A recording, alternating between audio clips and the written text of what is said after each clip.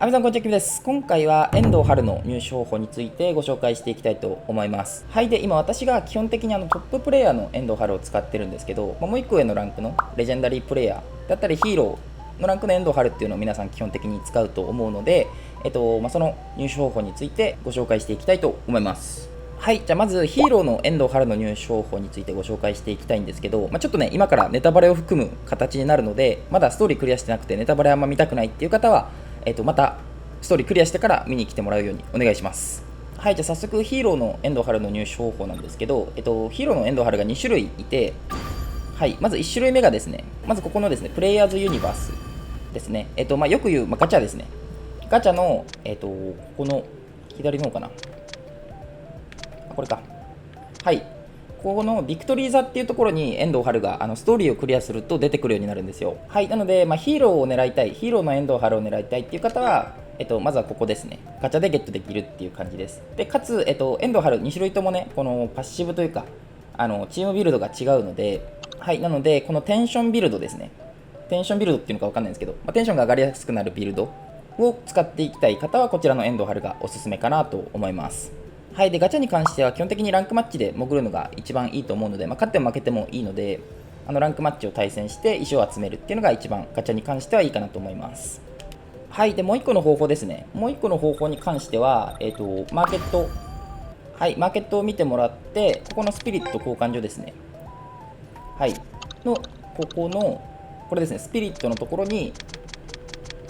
ここですね、遠藤春がいるので、こっちの方法でも入手可能ですっていう感じですね。はい。でもこれね、結構ね、大変だと思うので、結構入手するのは後になるかなと思います。はい。なので、ヒーローの遠藤春よりも、まずね、レジェンダリープレイヤーの遠藤春を先に入手した方が効率がいいかなと思います。はい。入手は結構後になるとは思うんですけど、コツコツやって入手していくっていう感じしかないと思います。はい。じゃあ次に、レジェンダリープレイヤーまでの遠藤春の入手方法についてご紹介していきたいと思います。で、まずね、準備として母体となる遠藤春を準備してほしくて、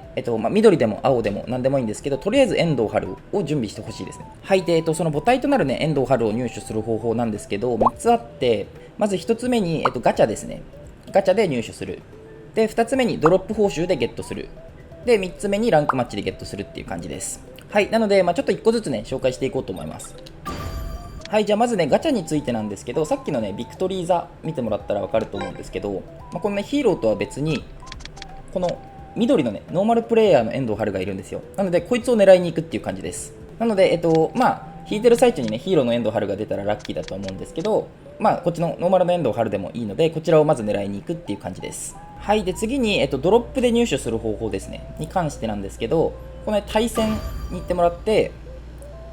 はい、ここのフリー対戦ですね。の、L を1個押してもらって、この雷門中ですね。この雷門中と戦うことで、遠藤春がドロップするっていうような形で、その時にこの雷門中の11も落ちるような形にはなっているので、他のね、キャラ、例えば月影蓮とか好きな方は、そっちを狙っていっても全然大丈夫ですっていう感じです。でも、今回は遠藤春っていう形なので、遠藤春がドロップするまで、ここで対戦してもらうっていう感じですね。はい。で、ここもね、ストーリークリアしてないと出てこないので、ストーリークリアしてない方はストーリーを先にお願いします。はい。じゃあ最後にランクマッチのドロップ報酬でゲットするっていうような感じなんですけど、ランクマッチに関してがね、相手がパーティーに入れている人じゃないとドロップしないっていうような形の仕組みになってるんですよね。なので、遠藤春を相手がパーティーに入れていないと、遠藤春自体がドロップしないので、これはね、一番効率が悪いかなと思います。結構運任せっていう感じなので、遠藤春狙ってないけどたまたま落ちたっていう方は、一番ラッキーかなと思うんですけど、そうじゃなくて遠藤春単体で狙いたいっていう方は結構ね、相手が入れてないといけないので大変かなと思います。はい。ということで、母体のね、遠藤春を入手したら、ここのクロニクルモードに進んでください。はい。そしたら、クロニクルモードの対戦ルートの方に進んでいきます。はい。じゃあ早速ね、クロニクルモードの画面に来たんですけど、私はね、この大賀学園が一番ね、効率がいいので、こちらで厳選をしているっていう感じなんですけど、他の、例えば、こっちの方とか、最初の方とかでも一応できるかなとは思います。はい。でもね、一旦真似するとしたら、この大賀学園がいいと思うので、ここまでね、進めてもらうのが一番早いかなと思います。はい。じゃあ早速、レジェンダリープレイヤーまでの入手方法をやっていきたいと思うんですけど、このね、チームドックをまず開いてもらって、はい。じゃあチームドックについてなので早速やっていきたいんですけど、はい、じゃあこのゲームの仕様についてね、まず簡単にお話しすると、今15人このパーティーにいると思うんですけど、スタメンも含めてですね、スタメンベンチ含めて15人いると思うんですけど、そこに入れている人が、試合中にドロップするような形になるんですよね。なので、先ほど入手した、レア度何でもいいって言った遠藤春を、ここのね、ベンチのどこかに入れてもらって、でスタメンは一番強いやつで大丈夫です。自分の中で持っている一番強いやつを入れてもらって、で、ここのサブに、1レベル、多分入手したばっかだったら1レベルの遠藤春を入れてもらうっていう感じです。で、ちょっと先にお見せすると、はい、こんな感じでね、このレジェンダリープレイヤーとかトッププレイヤーが結構ガンガン落ちるんですよ、ここの場所でやると。はい、でここで先ほど言ったようにこのゲームの仕様で自分のパーティーに入れてるものがドロップするっていう感じなので、ここでレジェンダリープレイヤーの、遠藤春を狙っていくっていうような感じですね。はい、でちなみにこのヒーローの吹雪もね、ここでドロップすることができましたね。はい、でそしたらランクバトルのここのヒーローバトルに挑んでいくっていうような感じです。で、ちょっとドロップ率確認してみましょうかね。ここで、はい、パーティーに入れてるやつ、例えばここのランマルとかフィデオとかテンマとか、この辺は基本落ちないんですけど、パーティーに入れてるからこのドロップ率に反映されてるっていう感じです。はい、こんな感じでね、遠藤春もいると思うんですけど、遠藤春、吹雪、白龍あたりも狙っていくことができます。はい、じゃあそしたら最後にこの大賀学園のね、ヒーローバトルの、ガンガンドロップを狙っていける方法があるので、ちょっとそちらをご紹介していきたいと思います。はい。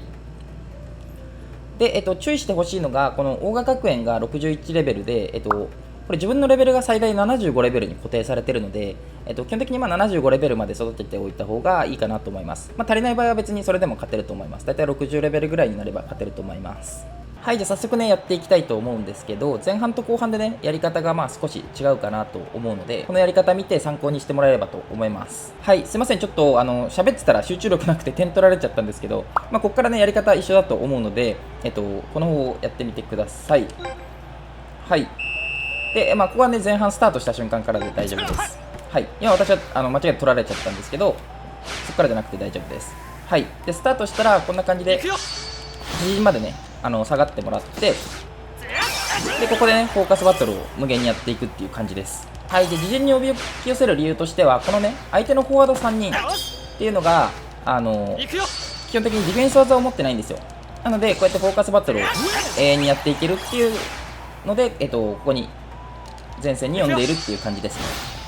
はい、ちょっとね、喋りながらやるの結構難しいですね。で、このフォーカスバトルに関しては、基本的に相手が初期で今右にいると思うんですけど、そのままね、右に行ったら相手は左にずれるんですよ。で、逆に、左に相手がいるとき、今右にいると思うんですけど、これは右に行く。そしたら逆を取れるっていうような感じなので、CP の仕様としてそんな感じになってると思うので、こんな感じでしてもらえればと思います。はい。で、ここ右ですね。こんな感じなので、フォーカスバトルに関してはそういうやり方でやってもらえればと思います。はい。で、今さっきみたいにスライディングもしてくるんですよね。なので、スライディングのかわし方は、A ボタン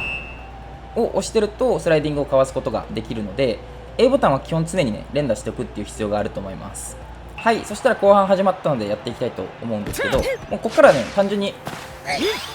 とりあえずゴールを取りに行くっていう作業です。はい。で、私はね、今1点取られちゃっているので、私は2点を取りに行くっていう感じです。で、負けたらね、報酬がなくなったりするので、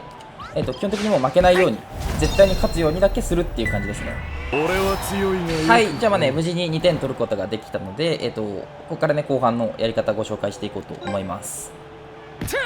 はい。じゃあ始まったら、まずね、ここでスライディングでボールを取りに行って、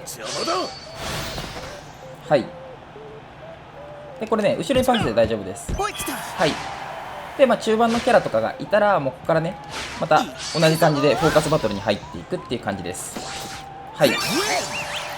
このね、A 連打ね、忘れやすいので、忘れないようにお願いします。スライディングされたら、一気にもうゴール取られちゃうので、はい。はい、この辺はね、基本的にもう前半と同じになるので、同じ感じでやっていくっていう感じです。で、基本的にもこの前線でボール回しているので、相手にボール取られたら結構点とかね、決められちゃったりするので、そこだけね、注意してください。はい。はい、こんな感じでスライディングかわせるので、丸ボタン連打しておくと。丸ボタンね、結構忘れやすいので、忘れないようにお願いします。はい、という感じでね、試合終わったので、試合報酬の方見ていこうと思います。はい、結構経験値も美味しいんでね、ここでレベル上げっていうのも結構いいと思います。はいはい、今回ね、ラッキーなことに遠藤春のレジェンダリープレイヤーもゲットすることできたので、このやり方で遠藤春のレジェンドプレイヤーゲットしてみてください。はい、今回はね、前半ミスしちゃったので11体しか落ちてないんですけど、基本的には15体から20体ぐらいは落ちると思うので、なのでぜひこの方法で低レアリティを持ってるけど、高レアリティのキャラ欲しいっていう時はこの方法でね、ベンチに入れるとか、スタメンに入れるとかして、ここでね、高レアリティ狙ってみてください。はい。では、この方法が参考になった方は、チャンネル登録、高評価ぜひよろしくお願いいたします。また次回のところでお会いしましょう。バイバイ。